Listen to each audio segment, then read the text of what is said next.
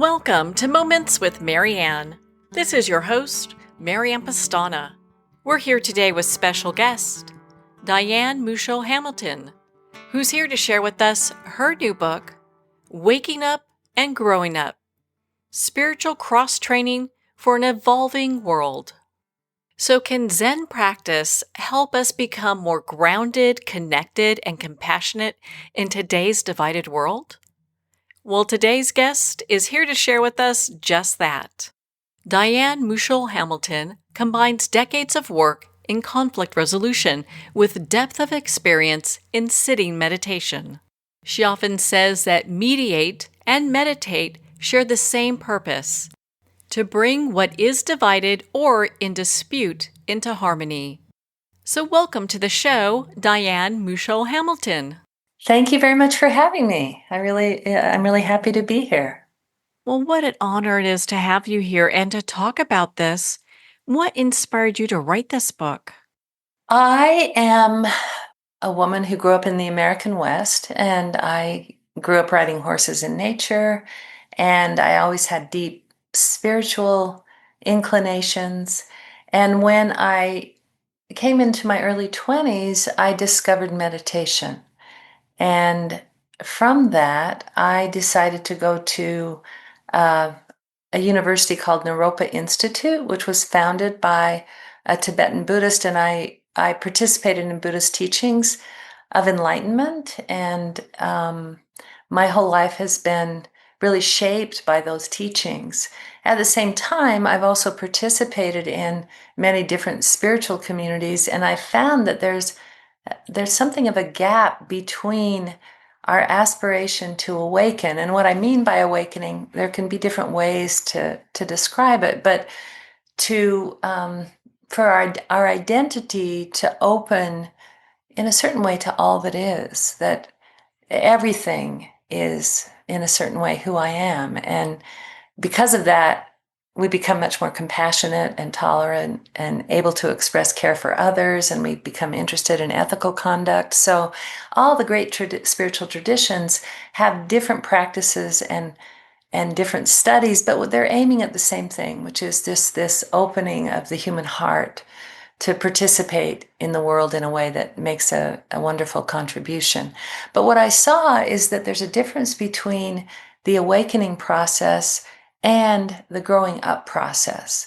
And what I mean by that is that I noticed that within communities that we do very well meditating together, studying together, working together. But if anything really challenging arose or difficult within the community, often I would see quite a regression in terms of people's both their tolerance and in some ways their emotional maturity. And I was introduced later in life to the work of Ken Wilber, and he is the person who makes this powerful distinction between awakening and growing up, and that to be enlightened does not necessarily mean to be mature. And so I thought that that was really helpful to me, so I thought I would share it with others. Well, I'm so glad that you did, and what a profound book.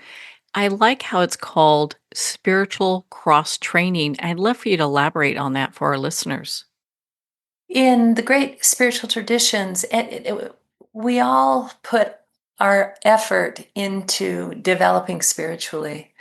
And yet we understand at this point that there are interpersonal skill sets that without additional training, we may not become good listeners to, our fellow practitioners, our family, our friends. We may not know how to deal with conflict very well. So there's a whole skill set involved in conflict resolution. Even negotiation is a very particular skill. So when I talk about cross-training, it's really the idea of kind of implanting these interpersonal and community skills into our spiritual practice so that we have the opportunity to have more success with our practice because we understand just some of the fundamentals of what it means to get along with each other, how to hear each other's perspectives, how to engage multiple points of view, how to look at what we really agree about instead of being so hijacked always by our differences. because difference is exciting to the nervous system and can be threatening to the nervous system. So particularly right now, our attention gravitates very quickly to differences and we tend to overlook our commonalities. So cross training is really implanting these skill sets into our practice, into our spiritual traditions. You write about both waking up and growing up. Can you explain the distinction between the two of these paths of development and why they're so essential? Yes, so anyone who's interested in spiritual development is interested in waking up, if you will, to their divine nature, or to, in the Buddhist tradition, they would call it Buddha nature. And the process of that usually is through meditation, through prayer, through study, through being in the company of exemplars who have very clear spiritual development. And you can see this through the quality of their compassion, through their concern for others, through their um, ability to deal with life's challenges with more equanimity, and through, in some ways, being more at peace in the world and more at peace with the fact that we die. There's a deep kind of existential resolution in the character of people who are spiritually developed. And then if those people are also in political positions like, let's say, Nelson Mandela was or His Holiness is, you see that it influences the way that they lead and what they hope for their people. So it's a very profound thing to awaken. Growing up is a different, it's a different set of considerations. So growing up, the, we can mature in many different ways. We can become more ethically developed, and that can be part of spiritual training. But as I was saying a few minutes ago, we can also develop and grow our interpersonal skills. And that doesn't have to do with the encounter with absolute reality. It has to do with our functionality with others. And in some ways, in the spiritual traditions, the dissolution of the ego is, and the identification with that which is beyond the ego. But in growing up, we can think about it as the maturation of the ego or ego development, and that we can move from being very egocentric to becoming more sociocentric and more concerned with others, to becoming more world-centric, where we cease to be so threatened by our differences and we're more concerned and interested in our differences, to even cosmically centric, which is where waking up and growing up start to overlap. And we have a much bigger perspective. Our relationship to time changes very significantly. And in a certain way, you could say that we literally outgrow the ego as opposed to renounce the ego. So it's a different process. And it has me kind of dovetailing this nicely with my next question is that there's so many young people today who are spiritual but not religious. So, Mhm. how can traditions like Zen meet them where they're at without losing their depth? Well, this is currently one of the questions that, as a Zen teacher in the West, that I really spend quite a lot of time contemplating, which is how can all the great religious traditions evolve in such a way, because the traditions are traditions precisely because their great strength is preservation.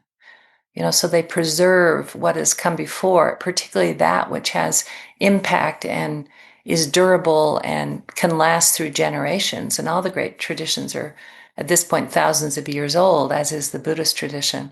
So how does it preserve the essence and the rigor of the essential teachings, while at the same time realizing that the conditions that young people are encountering now with exponential tech, for example, the pressures of climate and population, the rapidity of communication, the busyness of people's lives, the presence of rapid transportation and airplanes and automobiles. Like, we live in a really, really different reality. And I sometimes hear young people talk about how difficult it is to meditate, to sit down and actually take the time to quiet the mind and to come into relationship with a deeper, more expansive part of the self. So that question is really concerning for most of us who teach in the traditions. And I would say one of the ways is there are different dimensions. So in the Zen tradition, building the skills of the Sangha so that people really enjoy the membership that they experience. And they, as I said earlier, they develop interpersonal and community skills because, as we know, Western culture, modernist culture, suffers from loneliness. And even though people have a lot of independence and freedom, they don't feel the same level of belonging in the past, and it has become quite a mental health issue in the United States. So I think these interpersonal community skills are really important. I think that anxiety seems to be also quite present in the youth of today. So meditation is very helpful, and mindfulness, learning how to pay attention to how you pay attention, and learning how to calm and quiet the mind and become connected to your life experience. And we also use some methods now that are methods of opening to this deeper part of ourselves that are more in dialogue and don't require sitting still in a more solitary way, but open us to that place so that our sitting can become, in a certain way, you could say, a little bit more effective, faster, which, is a little bit controversial. And then, you can even ask questions of what is the relationship of technology to spiritual practice today? Lots of Zen teachers meet their students over Zoom. I have an international community, and we meet every Saturday for study. And there are people from Europe, there are people from Latin America, there are even people from the African continent and Asia. So technology has a role to play now that it hasn't had in the past. So it's being willing to ask the questions and to experiment and to trust that the tradition is good at weeding out that which doesn't have impact over time. So it takes a little bit of courage, and it takes some experimentation and some trust, I would say. How does your practice integrate trauma work, and neuroscience, and emotional intelligence into Zen training? Great. That's an excellent question. Thank you. Yeah, because there are many things, many truths of the human experience that we're still learning and that are just beginning to be disclosed. So, neuroscience, trauma work, work with the body generally. So, the interface is really with mindfulness. And I think when we think about trauma work, what we know is that trauma is stored in the body and in the relationship of mind to body, and that by becoming present with those patterns in the body and in the mind, and learning how to befriend sensation rather than react to sensation, to become familiar with it, and in certain ways to then it engages the neuroscience because we're creating new pathways in the brain so that the old reactivity, the anxiety that comes from the stress hormones that get dripped whenever the amygdala is triggered, that we're literally retraining the brain, and we're making a deeper peace with the body and with those trauma responses so that the reactivity is reduced. So because Zen and meditation is essentially mind training, we have to really look into the research that's being done on the brain, because the brain and the mind is ungraspable, and the brain is very much something that can be studied and measured and worked with in that way. So brain mind become one thing through the learning that we've done about neuroscience and the brain. I love the section in your book that talks about spiritual bypassing. And I think that that's such an important piece. I'd love for you to share how that all interrelates with this work with our listeners. Spiritual bypass is a word that was coined by a writer named John Welwood, I believe in the 1970s. And it's a very interesting and important concept. And for those of your listeners who have done meditation or are familiar with teachings from the East, The idea that we need to learn how to become somewhat more detached from our experience so that, even a sensation in the body, let's say that we're sitting in meditation and we're experiencing some kind of pain, that we can learn how to see the pain as not me. It isn't me. It starts out as me, it becomes not me, and then eventually it becomes me again, but in a much lighter and more manageable way. But that notion that we are not our experience can be distorted so that people actually don't want to identify with much of anything. If there's a tension with your spouse, it becomes something that we shouldn't be experiencing, therefore it's your problem. Or I'm having trouble at work, it's the problem of money, it's not my issue. So that non-attachment, which frees us to really in a certain way interact with our lives more fully, becomes distorted so that we don't want to interact with our lives at all. And now in the past, renunciation has been a very important part of spiritual training, and all of the great traditions have monasteries and renunciate practices. And if you really want a renunciate practice, it's still available. But one should probably be cloistered to do that kind of practice. It's very problematic to be in the world, to have family, to interface with friends, to be involved in the community, and to yet kind of insist that something is not worthy of your attention because it's too material. So, spiritual bypassing is that tendency to want to somehow escape some of the challenges of daily life in order to be spiritually evolved. So it's a subtle distinction because non-attachment can be so important, and noticing how things pass can be important, that things are impermanent, that what comes in this moment is not going to be here in the next moment, and it allows us to deal with the pain and the challenges of life. But when we solidify that attitude, it actually creates a separation between us and others, which is problematic. I never even thought of it that way. Thank you for explaining that. Yeah, you're welcome. Yeah. In your book, you mentioned that spiritual awakening without emotional maturity can be dangerous. Can you share about that with us? When one has a powerful opening, and in the Zen tradition, it's referred to as a kensho, when one really sees their deepest nature and sees beyond all the, let's call it the stress of our self identity and our ego, and we see how much our suffering is actually created through our comparisons of self to other, and the ways in which in one moment we feel good and in the next moment we don't feel worthy, and in one moment we want something and in the next moment we resent that thing, and in the next moment we want to push something away and later realized it was important, that there's just this kind of, let's just call it turbulence, that's born from a too much identification with one's self identity or one's ego. Like the ego is not the place in the mind to find peace. The place in the mind to find peace, wholeness, unity, oneness is beyond identification with the ego. The ego is actually very unstable. And Zen is really good at teaching that. And when one has a big opening where that you really see into the challenges created by the ego, you can, in a certain way, you can kind of get stuck there.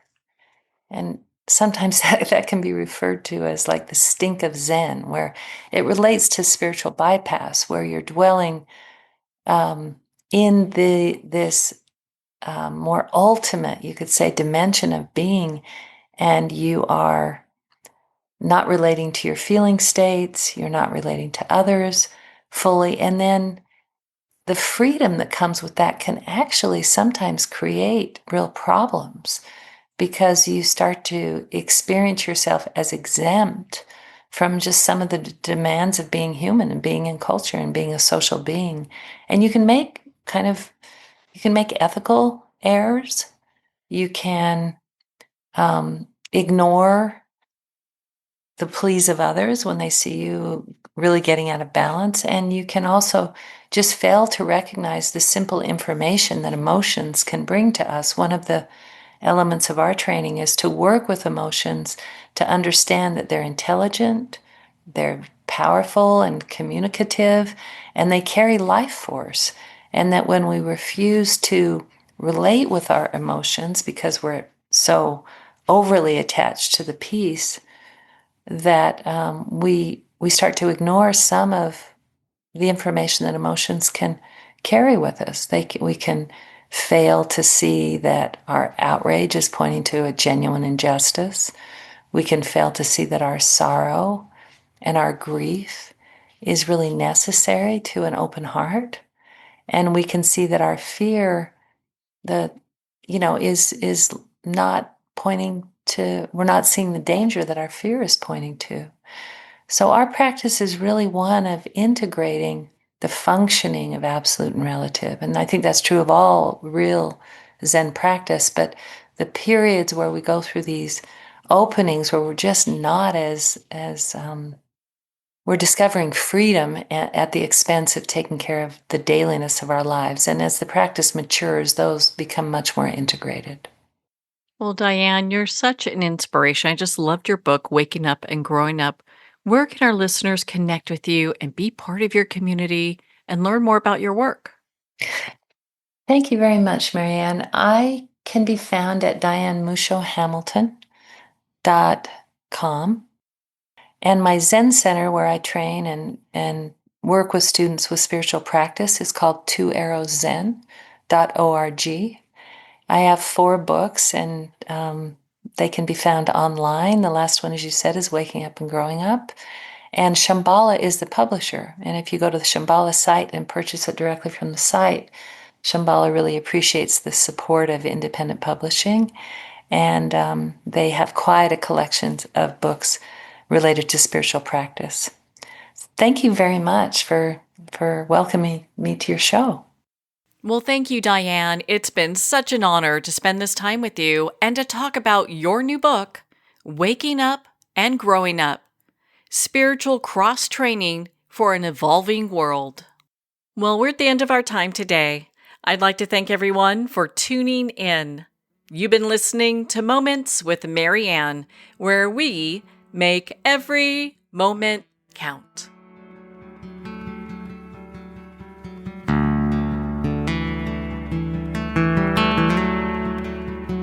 In a single moment, your life can change. Moments with Marianne is a transformative hour that covers an endless array of topics with the best of the best. Her guests are leaders in their fields, ranging from inspirational authors, top industry leaders, and business and spiritual entrepreneurs. Each guest is gifted and a true visionary, a recognized leader in her own work, and while teaching others to develop, refocus, and grow, Marianne will bring the best guest and sometimes a special surprise. Don't miss this. You never know just which moment will change your life forever.